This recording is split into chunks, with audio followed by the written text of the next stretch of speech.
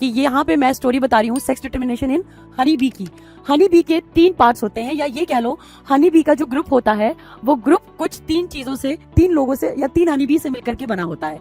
ये जो ग्रुप है उसमें सबसे पहले बात करेंगे क्वीन बी यानी कि रानी मक्खी। ये जो रानी मक्खी है ये फीमेल होती है और ये फर्टाइल होती है, राइट। उसके बाद ये जो फर्टाइल क्यों होती है, क्योंकि भाई ये इट कैन ले एग्स, ये अंडे दे सकती है, ठीक है, गुड टू गो।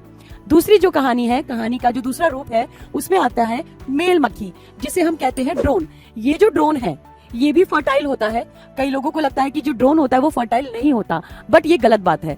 यहाँ पे ड्रोन भी फर्टाइल है और क्वीन बी और ड्रोन मिलकर के क्या करते हैं, आगे चल के बच्चे पैदा करते हैं, यानी कि अंडे देते हैं और डिटरमाइन करते हैं कि उनके बच्चे क्या होंगे।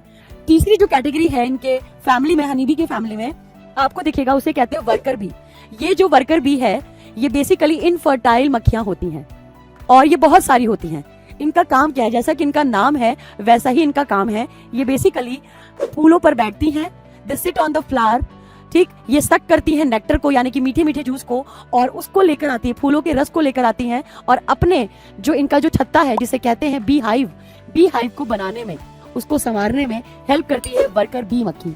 तो आपको समझ में आया, हर किसी का अपना अपना काम है इस फैमिली ऑफ हनी बी में, और इन दोनों को ही, इन सबको ही पढ़ना बहुत ज्यादा जरूरी है।